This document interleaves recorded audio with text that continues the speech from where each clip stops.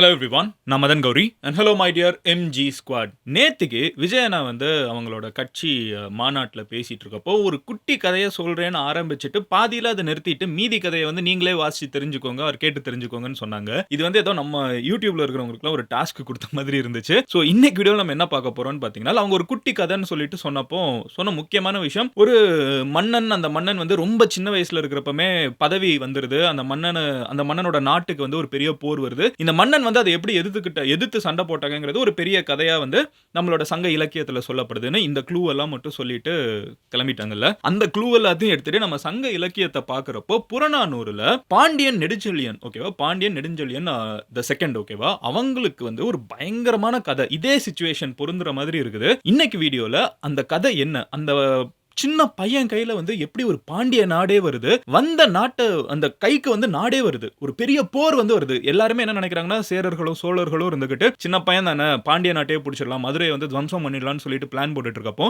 இந்த சின்ன பையன் எப்படி சோழர்கள் அண்ட் சேரர்கள் ரெண்டு பேரும் ஒன்னா சேர்ந்து, அது போக ஏகப்பட்ட குறுநில மன்னர்கள் சேர்ந்து ஒரு மிகப்பெரிய ஆர்மியை மூளையை யூஸ் பண்ணி, முழுக்க ஸ்ட்ராட்டஜி தான், அதை யூஸ் பண்ணி பயங்கரமான விஷயங்கள்லாம் இருக்குங்க. யானை மேல ஏதோ வரியெல்லாம் போட்டு பயமுடுத்துற மாதிரி என்னெல்லாமோ இருந்துச்சு வாசிக்கிறதுக்கு. ஸோ எப்படி தோக்கடிச்சாங்க அப்படிங்கிற மாதிரி நிறைய இன்ட்ரெஸ்டிங்கான விஷயங்கள் இருக்குது. அதுக்கப்புறம் அந்த மன்னனோட ஆட்சி எப்படி மதுரையில் இருந்துச்சு அப்படிங்கிறதும் சொல்லப்படுது. ஸோ இன்னைக்கு அந்த கதை தான் நான் உங்ககிட்ட சொல்ல போறேன். பட் அதை நான் உங்ககிட்ட சொல்றதுக்கு முன்னாடி நீங்க இந்த சேனலை சப்ஸ்கிரைப் பண்ணலன்னா சப்ஸ்கிரைப் பண்ணுங்க. அப்போ நான் தான் இந்த மாதிரி வேர்ல்டுல எல்லாருமே பேசக்கூடிய முக்கியமான விஷயங்கள் எல்லாத்தையும் என்னால உங்ககிட்ட டெய்லி 10 நிமிஷத்துல சிம்பிளா சேர்க்க முடியும். ஜாயின் பண்ணி எம்ஜி ஸ்குவாட்ல சேர்ந்துட்டீங்களா? சப்ஸ்கிரைப்டா? ஓகே, இப்போ ஆரம்பிக்கிறேன். முதல் விஷயம் என்னன்னு பார்த்தீங்கன்னா, புறநானூறுல சொல்ற இந்த ஒரு கதை நெடுஞ்செழியன் 2, ஓகேவா, நெடுஞ்செழியன் தி செகண்ட், ஓகேவா. இதுக்கு முன்னாடி ஒரு நெடுஞ்செழியன் பாண்டிய மன்னனாவே இருந்திருக்காங்க.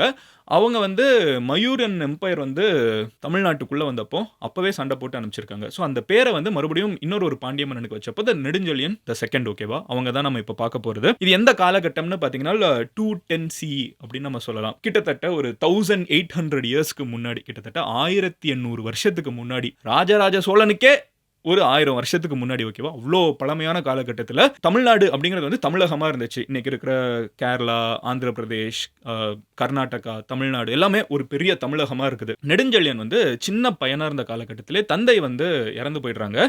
அந்த நேரத்தில் இவங்களோட கண்ட்ரோலுக்கு மொத்த கண்ட்ரியே வருது. இவங்க எந்த அளவுக்கு சின்ன பையனா இப்போ இருக்காங்கன்னு பார்த்தீங்கன்னா, அவங்களுக்கு ஒரு தாலி அவங்க அணிவிச்சுட்டு அந்த போருக்கு போறாங்க. தாலினா அந்த பெண்கள் தானே கல்யாணமானதுக்கு அப்புறம் போடுவாங்க. இது நம்ம புது தாலி அப்படின்னு கேட்டீங்கன்னா நான் உங்களுக்கு எக்ஸ்பிளைன் பண்றேன். அந்த தாலியோட பேரு ஐம்படை தாலி அப்படிங்கிற ஒரு விஷயம். இந்த ஐம்படை தாலி மாதிரியே நம்மளோட சங்க காலத்துல 1800 இயர்ஸ்க்கு முன்னாடி தமிழ்நாட்டில் புலிப்பல் தாலி இருந்திருக்குது, புலி நகத்தாலி இருக்குது, ஆமை தாலி இருக்குது. இதெல்லாம் குழந்தைங்களுக்கு ப்ரொடெக்ஷன் அப்படின்னு நினைச்சு குழந்தைங்க பிறந்த புதுசுல இந்த தாலியை போடுவாங்களாம். ஒரு புலிப்பல், நம்ம இன்னமுமே சில பேர் புலிப்பல்லாம் போட்டிருக்கதை பார்ப்போம்ல, அதுக்கு மேல இந்த கோல்டுலாம் சில பேர் பிளேட் பண்ணியிருப்பாங்க. இந்த மாதிரி அந்த காலகட்டத்தில் குழந்தைங்க புதுசா பிறந்தப்போ ஐம்படை தாலின்னு ஒன்று போடுவாங்களாம். இது ஐம்படை என்னன்னு பார்த்தீங்கன்னா சங்கு, சக்கரம், வில், வாள், தண்டம், இது எல்லாமே அதுல ஒரு பிரிண்ட் மாதிரி போட்டு, அதாவது அதை தங்கத்தில் எம்பெட் பண்ணி அதை ஒரு தாலியாக குழந்தைங்க போட்டுப்பாங்க. ஸோ அதை அவங்கள பாதுகாக்கும். இது எல்லாமே அவங்கள பாதுகாப்பாக வச்சுக்கிறதுக்குன்னு சொல்லிட்டு ஒரு நம்பிக்கை. இது சின்ன குழந்தைங்க தான் போடுவாங்க இந்த ஐம்படை தாலிங்கிற ஒரு விஷயத்த. இந்த ஐம்படை தாலி குழந்தைங்க போடுறது, லைக் ஈவன் பிஃபோர் டீனேஜ், அந்த சின்ன வயசுல போட்டிருக்கக்கூடிய தாலியை நெடுஞ்செழியன் போட்டுட்டு இருந்த காலகட்டத்திலேயே அவங்க அப்பா பாண்டிய மன்னன் இறந்து போயிடுறாங்க. மொத்த பவரும் பையன் கைக்கு வருது. பட் அவங்க அப்பா இறந்து போகிறதுக்கு முன்னாடி இந்த சின்ன பையனுக்கு சின்ன வயசுல இருந்தே சொல்லி தந்த சில முக்கியமான விஷயங்கள் என்னன்னு பார்த்தீங்கன்னா 3 விஷயங்கள். ஒன்று மார்ஷியல் ஆர்ட்ஸ், ஓகேவா. அங்க தமிழ்நாட்டில் அந்த காலகட்டத்தில் இருந்த கலைகள், அப்புறம் தற்காப்பு கலைகள். இரண்டாவது ஸ்ட்ராட்டஜி, எப்படி எதிரியோட சண்டை போடணுங்கிற ஸ்ட்ராட்டஜி. மூணாவது ஸ்டேட் கிராஃப்ட், ஊருக்குள்ள எப்படி கவர்மெண்ட் நடத்தணுங்கிற 3 விஷயமும் அந்த சின்ன வயசுலயே இந்த நெடுஞ்செழியன் தி செகண்டுக்கு சொல்லி தந்து வளர்க்கப்பட்டிருக்குது. சின்ன வயசுலயே அப்பா இறந்து போயிடுறாங்க, மொத்த நாடே கைக்கு வந்துடுது. அந்த நேரத்தில் எதிரி சேரர்களும் சோழர்கள். சேரர்களும் சோழர்களும் அங்கே இருந்த 2 கிங்கோட பேர் என்னன்னு பார்த்தீங்கன்னா, சேர மன்னன் மிகப்பெரிய மன்னன், சாதாரண மன்னன் கிடையாது. யானை காட்சின்னு அந்த மன்னனை பேர் சொல்லுவாங்க. சேரல் இரும்போரை, அந்த யானை காட்சின்னு அந்த மன்னனுக்கு ஒரு பட்ட பெயர், ஓகேவா. யானை காட்சின்னு ஏன் சொல்லுவாங்கன்னா, அந்த அளவுக்கு அந்த ஒரு யானை எவ்வளோ விஸ்டத்தோடு இருக்கும். ஒரு எலிஃபென்ட் எவ்வளோ விஸ்டம்னாலே நம்ம எலிஃபென்ட்டை யோசிப்போம்ல. சேர மன்னன் யானை காட்சி, சேர நாட்டில் இருக்கிறவன நிறைய யானைகள் இருக்கும் கேரளா சைடு. ஸோ அங்கே யானை காட்சி, யானை அளவுக்கு ரொம்ப விஸ்டமாக இருக்கக்கூடிய ஒரு மன்னன். அந்த மன்னன் இந்த இடத்த இந்த டயத்தை ஸ்பாட் பண்ணுற, ஓகே, ஒரு சின்ன பையன் கையில் கண்ட்ரோல் போயிருக்குது பாண்டிய நாடு, இது நம்ம நாட்டை எக்ஸ்பேண்ட் பண்ணலாம், பாண்டிய நாட்டுக்குள்ளே உள்ள புகுந்தோம்னா நம்ம வந்து நம்ம நாட்டை எக்ஸ்பேண்ட் பண்ணிடலாம் அப்படின்னு சொல்லிட்டு ஒன்று யோசிக்கிறாங்க. அதே நேரத்தில் சோழ மன்னன் யாருன்னு பார்த்தீங்கன்னா ராசசூயம் வெட்ட பெருநார் கிள்ளி அப்படிங்கிற ஒரு மன்னன் வந்து சோழ மன்னனாக இருக்காங்க. நானும் தமிழ் தான், ஆனாலும் 1800 வருஷத்துக்கு முன்னாடி இருந்த தமிழ் மன்னர்களோட பேரை சொல்கிறது எனக்கும் கஷ்டமாக தான் இருக்குது. I'm not proud of it. But கண்டிப்பாக நானும் இந்த கதையெல்லாம் பார்க்குறப்ப நம்ம ஊரில் இவ்வளோ நடந்திருக்கான்னு தெரிஞ்சுக்க தோணுது. கண்டிப்பாக நானும் இன்னும் இந்த பேரெல்லாம் பெட்டராக ப்ரொனவுன்ஸ் பண்ண ட்ரை பண்ணுறேன். ஸோ ராசசூயம் வெட்ட பெருநார் கிள்ளி அப்படிங்கிற சோழ மன்னன், ஓகேவா, 2 பேருமே வந்து என்ன யோசிக்கிறாங்கன்னா, பாண்டியன் வந்து நம்ம 2 பேருக்கும் காமனான எதிரி. அவங்க 2 பேரே சண்டை போட்டுட்டு இருக்காங்க. பட் என்ன ரியலைஸ் பண்றாங்கன்னா, பாண்டிய நாடு வந்து நம்ம 2 பேருக்குமே காமனான எதிரி. பாண்டிய நாட்டுக்கிட்ட ஏகப்பட்ட ட்ரேட் ரூட் இருக்குது. அந்த காலகட்டத்திலே பார்த்தீங்கன்னா நிறைய வணிகத்தை வந்து பாண்டியர்கள் கண்ட்ரோல் பண்ணியிருக்காங்க. ஸோ அவங்க 2 பேரும் என்ன, ஒரு மன்னனுக்கு என்ன, நம்ம நாடை வந்து எக்ஸ்பேண்ட் பண்ணிட்டே இருக்கணும், நல்ல வளமான இடங்களை நம்ம நாட்டுக்குள்ள கொண்டு வந்துக்கிட்டோம்னா அவங்களோட வருமானமும் நம்மளுக்கு. பிரிட்டிஷர்ஸ் என்ன பண்ணாங்க, இந்தியாவை பிடிச்சிட்டு இந்தியாவுக்கு டாக்ஸ் போட்டாங்களா, அதுதான் லாஜிக். ஸோ இந்த பாண்டிய மன்னன் யானை காட்சி மாந்தரன் சேரல் இரும்போரையும் சோழ மன்னன் ராசசூயம் வெட்ட பெருநார் கிளி அப்படிங்கிற இந்த 2 பேருமே ஒன்னா ஸ்ட்ராட்டஜி என்ன எஸ்டாப்ளிஷ் பண்றாங்கன்னா, பாண்டிய நாடு ஒரு சின்ன பையன் கிட்ட இருக்குது. ஏதோ நெடுஞ்செழியன் 2ன்னு சொல்லிட்டு ஒரு சின்ன பையன், அவன் இன்னும் வந்து அந்த ஐம்படை தாலியே போட்டுட்டு இருக்கான். சின்ன பையன், ரொம்ப சின்ன பையன். நம்ம உள்ள போய் அடிச்சிருவோம், இதுதான் பெஸ்ட் டைம் அப்படின்னு சொல்லிட்டு 2 பேரும் உள்ள புகுந்துன்றாங்க. இவங்க வந்து ரொம்ப டீப்பாவே வந்து பாண்டிய நாட்டுக்குள்ள வந்துடுறாங்க.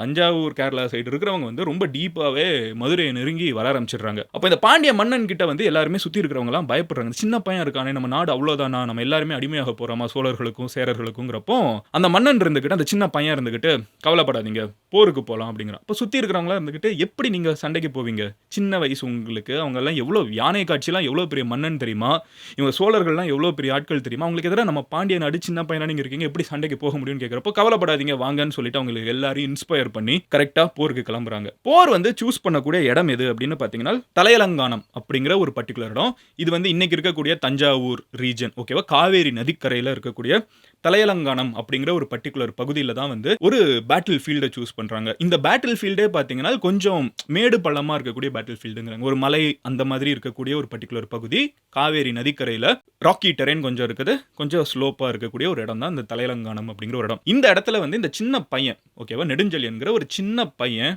இன்னும் ஐம்படை தாலி போட்டிருக்கக்கூடிய ஒரு மழலை மாறாத ஒரு பையன் வந்து பாண்டிய படைகளை லீட் பண்ணிட்டு உள்ளுக்குள்ள வரான். ஆப்போசிட்ல வந்து மிகப்பெரிய சேர மன்னனும், சேர மன்னன் சாதாரண மன்னன் இல்லை, அந்த மன்னன் வந்து வந்ததுக்கு அப்புறம் நிறைய பண்றாங்க, அதெல்லாம் நான் சொல்றேன். சேர மன்னனும் சோழ மன்னனும் ஒன்னா படைகள், அது போக குறுநில மன்னர்கள் அங்கே நிறைய பேர் இருப்பாங்கல்ல, அப்புறம் பாண்டியரோட கண்ட்ரோல்லே இருந்த நிறைய குறுநில மன்னர்கள் இருந்திருப்பாங்கல்ல, அந்த பார்டர்ல இருக்கிறவங்கள, எனக்கு உங்க கூட இருக்க பிடிக்கல, நான் இவன் கூட சேர்ந்துக்கிறேன்னு சொல்றவங்க எல்லாம் இருப்பாங்கல்ல, அந்த மாதிரி அந்த சைடு ஜம்ப் ஆனவங்க எல்லாருமே இருக்காங்க. இப்போ இந்த போரை வந்து சண்டை போடணுங்கிறப்போ நெடுஞ்செழியன் செகண்ட் என்ன பண்றாங்கன்னு பார்த்தீங்கன்னா, நிறைய ஸ்ட்ராட்டஜி யூஸ் பண்றாங்கன்னு சொல்றாங்க. அது என்னன்னு கேட்குறப்போ, ஒரு நல்ல வீடியோ எடுக்கணுங்கிறப்போ நம்ம ChatGPTல போட்டு புறநானூறுலேருந்து எடுக்கணுங்கிற சொன்னப்போ சில விஷயங்கள் வந்துச்சு. அதில் என்ன வந்துச்சுங்கிறத நான் உங்ககிட்ட சொல்லிடுறேன். ஃபர்ஸ்ட் வந்து சூஸ் பண்ணக்கூடிய ஸ்பாட் இருக்குல்ல, நம்ம நெடுஞ்செழியனுக்கு ஒரு இன்ட்ரெஸ்டிங்கான ஒரு டேலண்ட் இருக்குன்னு சொல்றாங்க. பறவைகள் பறக்கிறதையும் வச்சுக்கிட்டு, காத்து அடிக்கிறதையும் வச்சுக்கிட்டு வெதரை வந்து ப்ரெடிக்ட் பண்ண முடியுமா, எப்படி மழை வர போகுதா இல்லையாங்கிறத வந்து ஒரு டேலண்ட்டை அக்வயர் பண்ணி வச்சிருக்காங்க. ஸோ இந்த டேலண்ட் வந்து இந்த பையன் யூஸ் பண்ணி என்ன ப்ரெடிக்ட் பண்றாங்கன்னா, பெரிய மழை வர போகுது எங்க தலையலங்கானத்தில், இந்த தஞ்சாவூர் கிட்ட இந்த காவேரி நதிக்கரையில் ஒரு பெரிய மழை வரப்போகுது. அப்போ நாம வந்து ஒரு போர்க்காலத்தில் நம்ம ஹையர் சைடை சூஸ் பண்ணணும்னு சொல்லி சூஸ் பண்ணுறாங்க. ஏன்னு நீங்கள் யோசிங்க, நான் அடுத்து சொல்கிறேன். ஹையர் சைடை சூஸ் பண்ணுறாங்க. ரெண்டாவது என்னன்னு பார்த்தீங்கன்னா, நிறைய இடத்துல வந்து பளிங்கு கற்களையும் கண்ணாடிகளையும் வந்து சைட்லலாம் வச்சுருக்காங்களாம். அதாவது படை நடுவில் இருக்குதுன்னா சைடில் மேலே மலை மேலெல்லாம் வந்து லைட்டாக அந்த மாதிரி வச்சுருக்காங்களாம். மூணாவது வந்து அவங்களோட யானை படை இருக்கும்ல, அந்த யானை படைக்கு வந்து நிறைய வரைந்து வச்சாங்க. யானை கருப்பாக இருக்கும், இது எல்லாருக்குமே தெரியும். யானை மேலே வந்து நிறைய வண்ணங்கள் எல்லாம் பூசி அதுக்கு வந்து வித்தியாசமான ஒரு தோற்றத்தை கொடுத்துட்டாங்களாம். கடைசியில் போர் வந்து நிற்கிறப்போ இதெல்லாம் போக நாலாவதாக ஒரு முக்கியமான விஷயம் பண்ணுறாங்க. இன்ஃபேக்ட் இதுதான் வந்து இவங்களோட விக்டரிக்கு ஒரு குரூஷியலான பாயிண்ட்னு கவிதைகளில் வந்து சொல்லப்பட்டிருக்குது. அது என்ன, இலக்கியங்களில் சொல்லப்பட்டிருக்குது. அது என்னன்னா, பயங்கரமான ஸ்பை நெட்வொர்க்கை பில்ட் பண்ணி வச்சிருக்காங்களாம் பாண்டியர்கள் ரொம்ப வருஷமாவே. இந்த பையன் வந்து அதை பயங்கரமாக கேபிட்டலைஸ் பண்ணுறாங்க. நினைச்சு கூட பார்க்க முடியாத அளவுக்கு ஸ்பை நெட்வொர்க். பாண்டியர்கள் வந்து பயங்கரமாக வணிகம் பண்ணுறதுனால சேர நாட்டு கூட வணிகம் பண்ணுவாங்க, சோழ நாட்டு கூட வணிகம் பண்ணுவாங்க. இப்போ இந்தியாவும் பாகிஸ்தானும் சண்டை போட்டுட்டு இருந்தாலும் பிசினஸ் வந்து 2 கண்ட்ரிக்குள்ள போயிட்டே தான் இருக்கு. ஏன்னா 2 நெய்பர்ஸ், இங்கே விளையிறது அங்கே விளையிறதுலாம் போயிட்டு இருக்குல்ல. ஸோ இந்த ட்ரேட் பண்ணக்கூடிய பாண்டிய மக்களை வச்சு பேசிக் நார்மல் பீப்புளை வந்து ஸ்பையா யூஸ் பண்ணி அந்த நாட்டுக்குள்ள எப்படி ப்ரிப்பேர் ஆகுறாங்க, என்னென்ன பண்ணிருக்காங்கிறத எல்லாத்தையும் தெரிஞ்சுப்பாராம். ரெண்டாவது வந்து அவங்களுக்குள்ளே வந்து ரூமரை ஸ்ப்ரெட் பண்ணி விட்டுருவாராம். இவனை நம்பாத, இவன் உனக்கு வந்து ஏமாத்த போறான் இந்த போர்ல, இவன் வந்து உன்னை ஏமாத்திட்டு போயிடுவான், இங்கேருந்து இங்கே ஜம்ப் ஆகி வந்திருக்கான், அவன் எப்படி விட்டுட்டு போவான்னு தெரியாது. இந்த மாதிரி குழப்பத்தையும் அங்கே உருவாக்கி வச்சிருக்காரு. ஸோ இந்த கன்ஃபியூஸ்டு ஸ்டேட்ல தான் 2 மிகப்பெரிய படைகள் வந்து தலையலங்கானத்தில் வந்து நிற்கிறாங்க. நிற்கிறாங்க. அந்த நேரத்தில் பார்த்தீங்கன்னா இந்த பாண்டிய மன்னன் வந்து நான் சொன்னேன்ல சில விஷயங்கள்லாம் பண்ணி வச்சிருக்காங்க. ஃபர்ஸ்ட் அந்த யானையெல்லாம் பார்க்குறப்பவே உங்களுக்கு ஒன்றும் புரியல. இதுனா வித்தியாசமாக இருக்குதுன்னு சில பேர் பயப்படுறாங்க, சில பேருக்கு புரியல. ஏன் யானை இப்படி வித்தியாசமாக இருக்குங்கிறதெல்லாம் யோசிச்சுட்டு இருக்காங்க. ரெண்டாவது என்ன அப்படின்னு பார்த்தீங்கன்னா அந்த சைடில் பளிங்கு கற்கள் கண்ணாடிகள்லாம் இருக்குன்னு அந்த மாதிரி விஷயங்கள்லாம் வந்து இருக்கிற சைஸ் பாண்டிய படை ஒரு படை 2 படைக்கு எதிராக நிக்குது. 2 மிகப்பெரிய படைக்கு எதிராக இருக்குது. இருக்கிறவங்க ஆல்ரெடி ஜம்ப் ஆகி ஆப்போசிட்ல போயிட்டாங்க. இந்த நேரத்தில் படை பலம் வந்து ஆனா பயங்கர பெருசா தெரிகிற மாதிரி கண்ணாடி பளிங்கு கற்கள்லாம் யூஸ் பண்ணி ஒரு இல்லூஷனை கிரியேட் பண்ணாங்களாம். மூணாவது வந்து மழை பயங்கரமா பெய்ய ஆரம்பிக்குது. மழை பெய்ய ஆரம்பிக்கிறப்ப இவங்க ஆல்ரெடி ஹையர் சைடு நிற்கிறாங்கன்னு சொன்னேன்ல, கொஞ்சம் ராக்கி டெரெயின்ல கொஞ்சம் கற்களா இருக்கக்கூடிய பகுதியில் இருக்காங்க. ஸோ மழை பெஞ்சு தண்ணி ஓடுறப்போ இவங்க கீழே இருக்கிறவங்களுக்கு வந்து பயங்கர சகதியும் சேருமா வந்து மண்ணுக்குள்ள அவங்க நின்றுட்டு இருக்காங்க. இவங்க ஹையர் சைடில் நின்றுட்டு இருக்காங்க. ஸோ இந்த விஷயத்தெல்லாம் அவங்க ரெடி பண்ணிட்டு வச்சுட்டு போர் செய்ய போறாங்க. இது போக அவங்க பண்ண இன்னொரு விஷயம் என்னன்னு பார்த்தீங்கன்னா அந்த சைடு இருப்பாங்கல்ல, அதாவது இந்த சோழர்கள் சைடும் சேரர்கள் சைடும் இருக்காங்கல்ல, அவங்க கிட்ட வந்து ஒரு ரூமரை ஸ்ப்ரெட் பண்ணி விடுறாங்க. அது என்ன ரூமர்னா இந்த சுத்தி இருக்கிற காடுகளுக்குள்ளே இருந்து மிகப்பெரிய பாண்டிய படைகள் ஒளிஞ்சிருக்காங்க, நம்ம முன்னாடி போனோம்னா அவங்க பின்னாடி வந்து அடிக்க போறாங்கன்னு ஒரு ரூமரை ஸ்ப்ரெட் பண்றாங்க. உண்மையிலே அப்படி படையும் கிடையாது. ஓகேவா? சும்மா 1-2 பேருக்கு அங்க இருந்துகிட்டு வில்லும் அம்பையும் வச்சுக்கிட்டு தாக்குற மாதிரி இமேஜை கிரியேட் பண்ணிட்டு ஒரு பெரிய படை வரப்போகுதுங்கிற ஒரு இலூஷன் வச்சுட்டு இருக்காங்க. ஸோ இப்போ இந்த போர் நடக்கிறப்ப இவங்க முன்னாடியும் ஃபுல்லா போக முடியல, பின்னாடியும் ஃபுல்லா நிக்க முடியல, பின்னாடி வந்துட்டாங்கன்னா என்ன பண்றாங்கிற ஒரு குழப்பம். இது போக இவங்க படை சைஸ் என்னன்னு தெரியல, ஏகப்பட்ட அவங்களுக்குள்ளே வந்து ஏகப்பட்ட மிஸ் அண்டர்ஸ்டாண்டிங்ஸ் குழப்பங்கள் இது எல்லாத்தையும் பார்த்து கன்ஃபியூஸ் ஆகி கடைசியில் அந்த மிகப்பெரிய யானை காட்சின்னு சொல்லப்படக்கூடிய அந்த சேர மன்னனும் ரொம்ப பெரிய எக்ஸ்பீரியன்ஸ் கொண்ட அந்த சோழ மன்னனையும் வந்து தோக்கடிச்சிட்டாங்களாம். தோக்கடிச்சு இன்ஃபேக்ட் அந்த சேர மன்னனை மறுபடியும் கையில கொண்டு வந்து பாண்டிய நாட்டிலே அடைச்சு வச்சிருக்காங்க. அடைச்சு வச்சு அது வந்து எப்படி அடைச்சு வச்சிருக்காங்கன்னா ஒரு மூங்கில் காடை சுற்றி வந்து முதலைகளில் போட்டு அந்த சேர மன்னனை யானை காட்சின்னு அவங்க நாடே வந்து கொண்டாடக்கூடிய அந்த மன்னனை வந்து அடைச்சி வச்சிருக்காங்க. ஃபைனலி அந்த தலையலங்கானம் அப்படிங்கிற ஒரு இடத்தையும் கேப்சர் பண்ணியாச்சு. இந்த போரில் ஜெயிச்சு தலையலங்கானத்தை கேப்சர் பண்ணியாச்சு. இந்த தலையலங்கானம்ங்கிறது ரொம்ப முக்கியமான ஒரு பகுதி. ஏன்னா அந்த இடத்துல காவிரி நதி ஓகுதுன்னு சொன்னோம்ல, இதுல வந்து நிறைய ட்ரேட் வேற நடந்துட்டு இருக்குது, பிசினஸ் வணிகம் இது வழியா நடந்துட்டு இருக்குது. மக்கள் வந்து போயிட்டு வரதுக்கு இது முக்கியமான ஒரு விஷயம். இந்த சிங்கப்பூர் வந்து வேர்ல்டு மேப்ல பார்த்தீங்கன்னா ரொம்ப முக்கியமான ஒரு இடம். சின்ன கண்ட்ரி தான், ஆனால் அந்த ஸ்பாட் ரொம்ப முக்கியம்.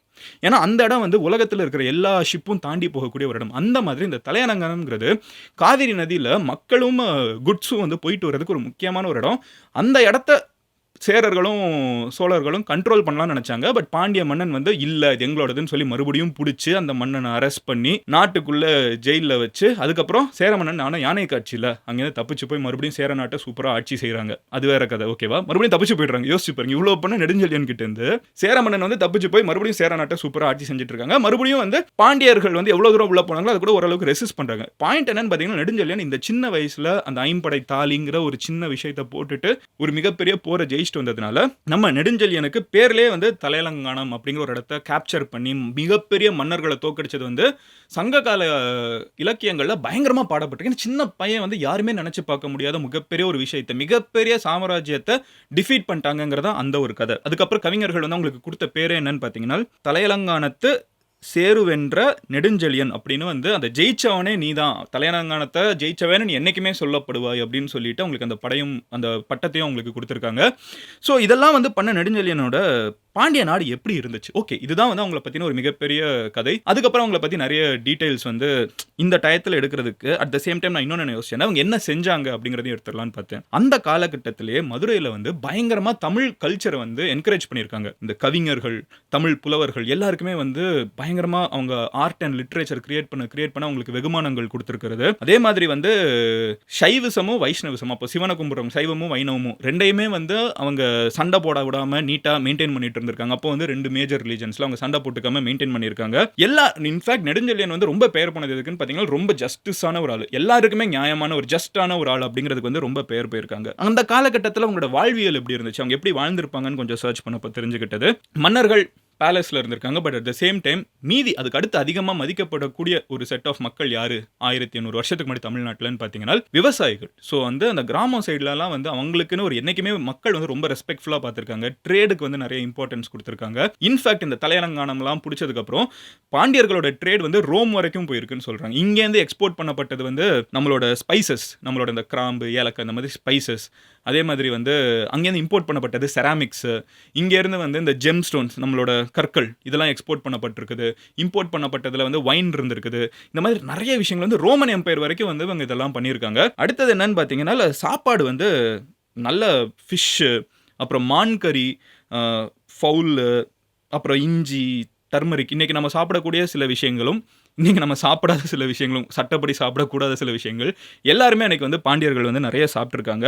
அடுத்து வந்து கள்ளு வந்து நெறைய காமனா குடிச்சிருக்காங்க. அண்ட் எல்லாருமே வாழை இலையில சாப்பிடுவாங்க. அண்ட் அத வந்து என்கரேஜ் பண்றது வந்து கூட்டமா கம்யூனிட்டி சர்விங்ஸ் வந்து நெறைய இருந்திருக்கும்னு சொல்லிட்டு நம்மளோட இலக்கியங்கள்ல சொல்லப்படுது. மக்கள் வந்து ஒண்ணா கூடி சாப்பிடுறதுங்கிறது வந்து ஒரு ரொம்ப கலாச்சாரமான ஒரு விஷயமா இருந்திருக்குது. எக்ஸ்போர்ட்ல வந்து ஐவரி நெறைய இருந்திருக்குது. யானை தந்தங்கள்லாம் இருக்குல்ல, இன்னைக்கு நம்ம பண்ணவே முடியாது. ஆனா யானை தந்தங்கள்லேருந்து உருவாக்கக்கூடிய பொருட்கள வந்து எக்ஸ்போர்ட் பண்ணியிருக்காங்க. முத்துக்கள், பேர்ல்ஸ் வந்து நெறைய எக்ஸ்போர்ட் பண்ணப்பட்டிருக்குது. தமிழக கரையோரங்கள்ல வந்து மீன் வந்து அவ்ளோ ஃபேமஸா சாப்பாடா இருந்திருக்குது.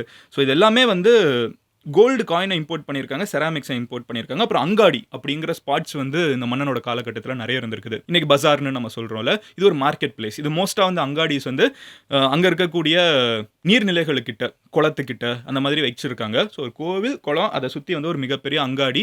ஸோ இங்கே வந்து இந்த அங்காடியில் வெளிநாட்டிலேருந்துலாம் நிறைய பேர் வருவாங்க. ரோமன் எம்பையர் வரைக்கும் பிஸ்னஸ் பண்ண அவனும் இங்கே வருவான். அவனுக்கும் செல் பண்ணுறது, இங்கேருந்து அங்கே போய் எக்ஸ்போர்ட் பண்ணுறது, அங்கேருந்து இங்கே இம்போர்ட் பண்ணுறது. ஸோ ஒரு மல்டி கல்ச்சுரல் சொசைட்டியாக வந்து அப்போவே முன்னேறின சொசைட்டியாக வந்து பாண்டியர்கள் நெடுஞ்செழியனோட ஆட்சியில் இருந்திருக்காங்க. இன்ஃபேக்ட் நெடுஞ்செழியனோட பெயர், இரண்டாம் நெடுஞ்செழியனோட பெயர் வந்து அதுக்கப்புறம் வந்து நிறைய பாண்டிய மன்னர்களுக்கு இப்படி ஒரு ஆட்சியை கொடுக்கணுங்கிற ஒரு பெயரை வச்சுட்டு போன ஒரு சொசைட்டியா இருந்திருக்குது. நிறைய லிட்ரேச்சர் சங்க காலத்துல வந்து ஒரு மேக்ஸிமம் லிட்ரேச்சர் வந்து அவரோட காலகட்டத்தில் கான்ட்ரிபியூஷன் தமிழுக்கு, மதுரைக்கு டிஃபென்ஸ், மதுரையோட டிஃபென்ஸ் இம்ப்ரூவ் பண்றதுன்னு சொல்லிட்டு ஒரு ரொம்ப ப்ராப்பரான ஒரு ஆட்சி.